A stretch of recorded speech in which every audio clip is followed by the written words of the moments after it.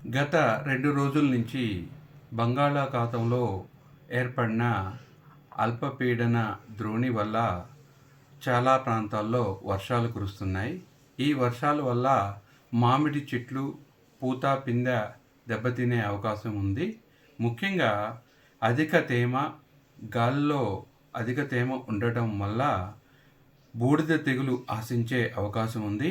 దీని నివారణ కొరకు హెక్సాకొనజోల్ అనే మందు 1 లీటర్ 1000 లీటర్ల నీటికి చొప్పున కలిపి పిచికారీ చేసుకోవాలి.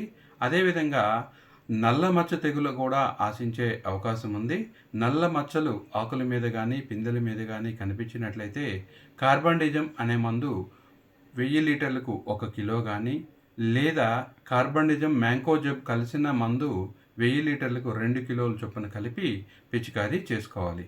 అదేవిధంగా వర్షాల తర్వాత ఆకాశం మేఘావృతమై మబ్బులతో కూడి ఉన్నట్లయితే తేనె మంచు ఉధృతి పెరిగే అవకాశం ఉంది.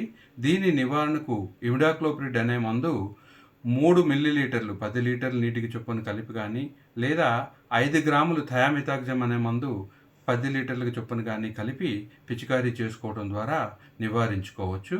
అదేవిధంగా ఎక్కువగా పిందెలు రాలుతున్నట్లయితే ప్లానోఫిక్స్ అనే మందు 2.5 మిల్లీలీటర్లు 10 లీటర్ల నీటికి చొప్పున కలిపి పిచికారీ చేసుకోవడం ద్వారా పిందె రాలటాన్ని నివారించుకోవచ్చు.